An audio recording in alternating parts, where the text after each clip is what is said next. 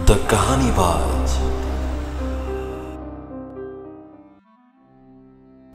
स्वागत है आप लोगों का एक बार फिर से द कहानीबाज के कहानियों में।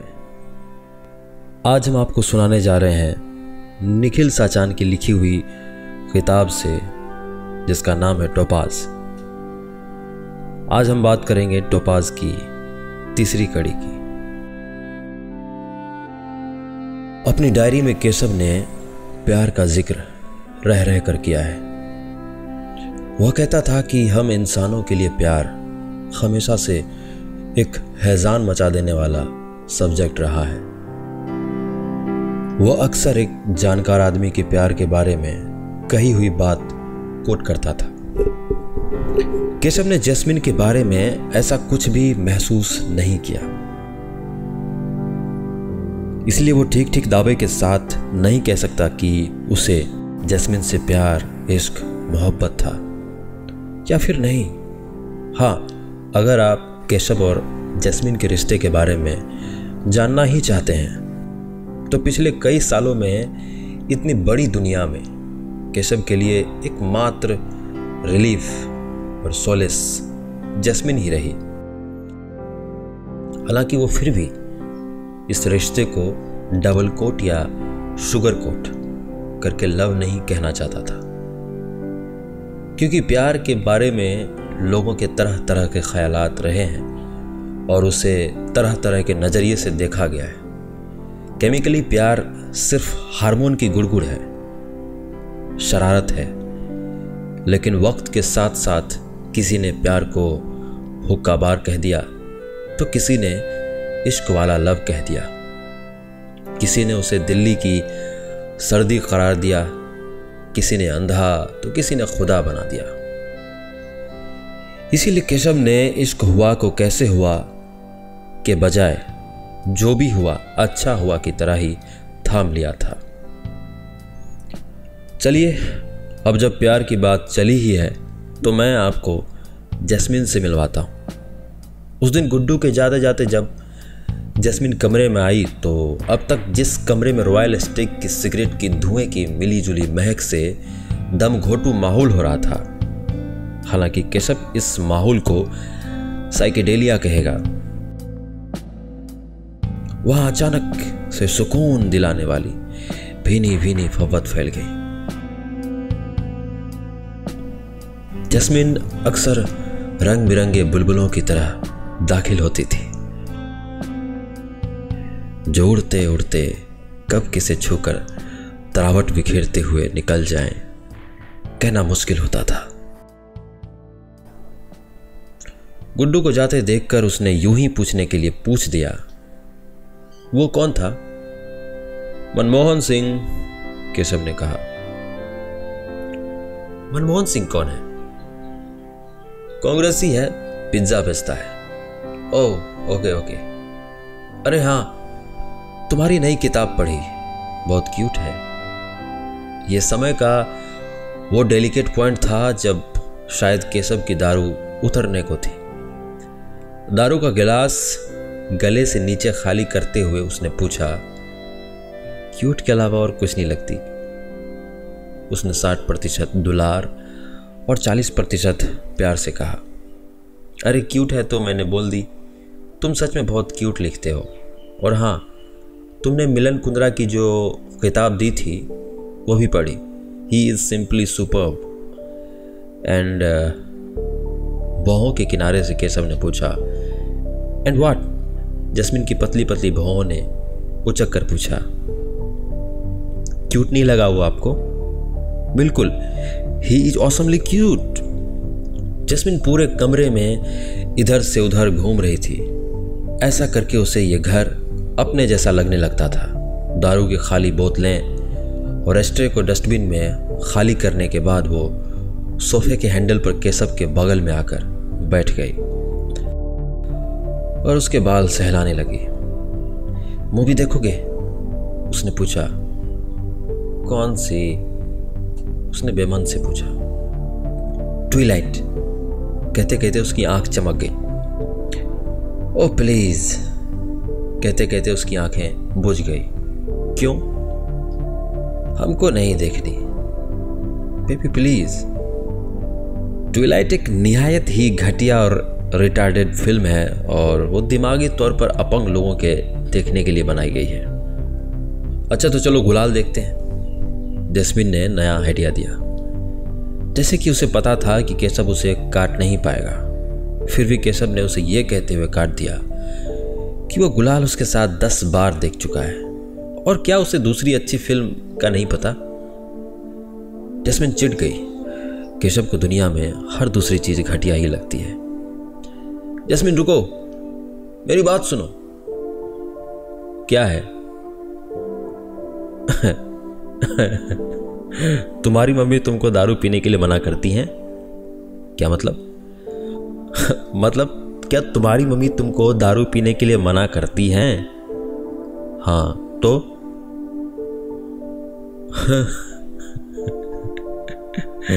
और तुम फिर भी दारू पी लेती हो? हाँ। दारू पीना बुरी बात है जैस्मिन। हम लोगों को दारू नहीं पीना चाहिए।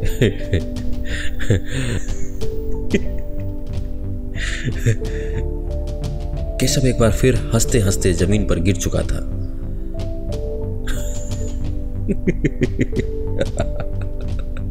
दारू पीना स्वास्थ्य और मिजाज दोनों के लिए हानिकारक होता है। दारू पीकर इंसान की सोचने समझने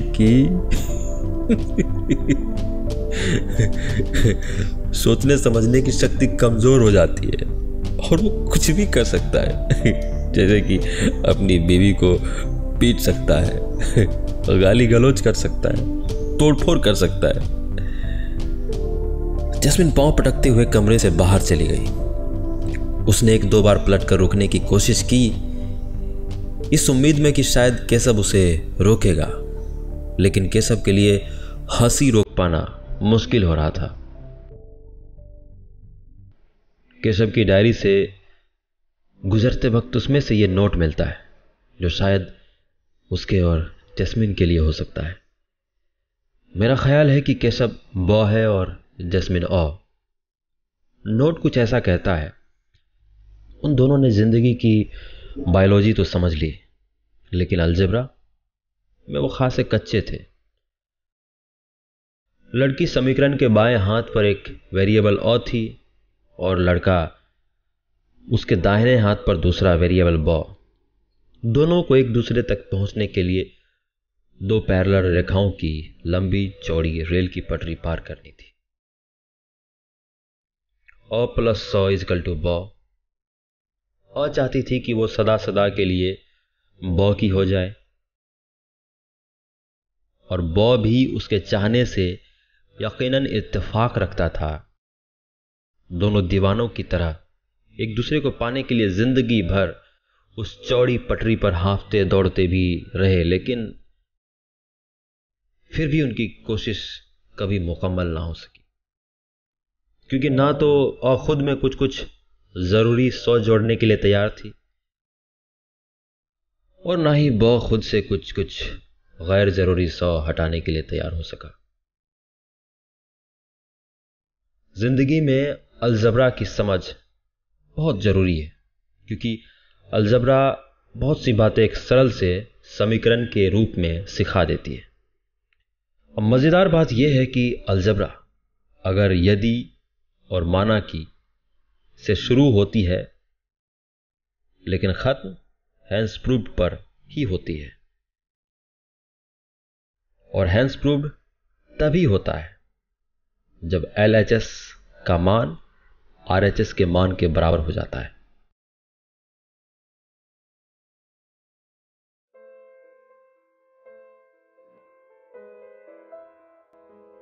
शायद अभी तक मैंने आपको थोड़ा उलझा दिया हो, क्योंकि मैं बातें क्रम से एक लाइन में नहीं कह रहा हूं। मैं लेखक नहीं हूं, मैं एक पब्लिशर हूं और शायद मैं इकट्ठे बहुत कुछ कह देना चाहता हूं। मैं अब थोड़ा क्रोनोलॉजी में बात कहता हूं और आपको केशव से परिचित करवाता हूं। फिर गुड्डू की बात होगी इधर उधर से बातें उठाकर ही कहूँगा। बीच बीच में उसकी डायरी के हिस्से रखूँगा और उसमें लिखी केशव की ज़िंदगी के ब्यौरे से चुरा चुरा कर भी किस्से रखूँगा। लेकिन इत्मीनान रखिए, कहानी ख़त्म होते होते आपको कोई शिकायत नहीं रहेगी और वो सारी बातें एक लाइन में जुड़कर कहानी बन जाएगी।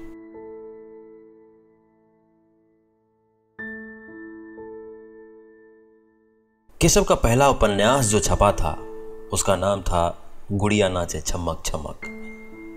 मैं अब तक कुल मिलाकर उसके 57 उपन्यास छाप चुका था और हर एक उपन्यास मिलियन कॉपी के ऊपर बिका। लेकिन मैं गारंटी देकर कह सकता हूं कि आप में से कोई उसे पहचानता नहीं होगा, क्योंकि आप इंटेलेक्चुअल तबके से ताल्लुक़ रखते हैं और केशव के उपन्यास सिर्फ बस स्टेशन और रेलवे स्टेशनों पर बिकते हैं। उसके सारे उपन्यास रोमांचक होते हैं, साफ कहा जाए तो रोमांचक होते हैं, रोमांच से भरपूर। उदाहरण के तौर पर गुड़िया नाचे छमक छमक के पहले पन्ने का पहला पैराग्राफ कुछ ऐसा कहता है। रोजी अपने नाम के ही अनुरूप थी, रोज की तरह गुलाबी, मुलायम, कम से झरहरी और डेलिकेट। लेकिन जैसे गुलाब कितना भी डेलिकेट हो, उसके साथ कांटे आते ही आते हैं, वैसे ही रोजी को हैंडल करना किसी अनाड़ी माली के बस की बात नहीं थी। रोजी कहती थी कि उसे खुद माली को तड़पते हुए देखना अच्छा लगता था। तड़पाना उसका स्टाइल था। आज तड़पने की बारी मिस्टर ज़ैंगो की थी।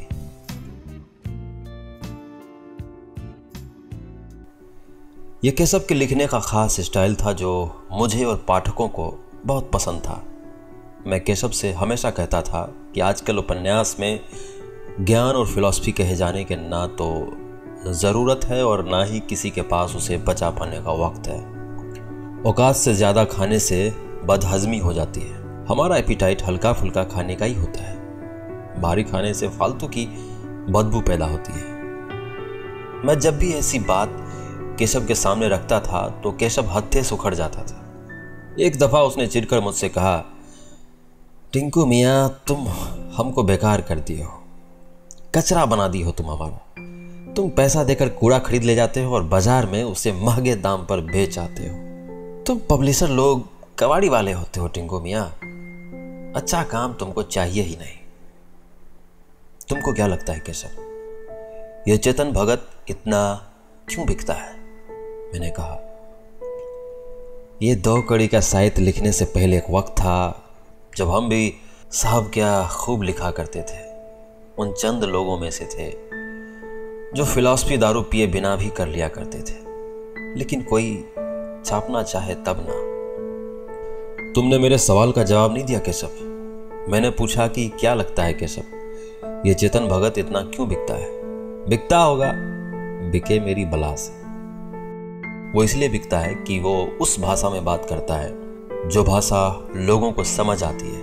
वो इसलिए भी बिकता है क्योंकि हम जब दिन भर इधर उधर लात खाकर घर वापस आते हैं तो हम खिताब अपनी दिमागी चोटों और फितूरों को हल्का करने के लिए उठाते हैं, कोई फिलॉसफर बनने के लिए नहीं। दिमागी फितूर को हल्का करने के लिए करण जौहर, साजिद खान, बालिका वधू और क्योंकि सास भी कभी बहू थी काफी नहीं है। नहीं, समय बदल गया है मेरे दोस्त। फिल्में और किताबें लिटरेचर नहीं रह गई है, बल्कि एक मार्केटिंग एक्सरसाइज हो गई है। अगर मार्केट में 100 में से 90 लोग कम अक्ल हैं और 10 लोग सेल्फ प्रोक्लेम्ड इंटेलेक्चुअल, तो तुम उन 90 लोगों के लिए लिखोगे या 10 लोगों के लिए? 10 लोगों के लिए लिखोगे तो उसमें से 5 लोग खरीदेंगे और 3 को पसंद आएगी। 2 लोग कह देंगे कि नमक कम है और तेल ज्यादा। इससे अच्छा उन 90 लोगों के लिए लिखो। कचरा पटकर भी कम से कम 50 लोग कहेंगे कि माशाअल्लाह कितनी गहरी बात कह दी, ओए होए मजा आ गया साहब, और अगर अपने लिए ही लिखना है तो अपने पास ही लिखकर क्यों नहीं रख लेते हो? उसके छापने की परवाह ही ना करो। लेकिन नहीं, फिर तुम लोगों को शोहरत भी चाहिए और नाम के साथ साथ पैसा भी। दाल रोटी के लिए तुमने हमको रंडी बना दिया टिंकू मियां। बाजार में आने की ख्वाहिश भी रखते हो और रंडी बनने से कुफ्र भी खाते हो। रंडी नहीं बनना चाहते तो घर में बैठो ना।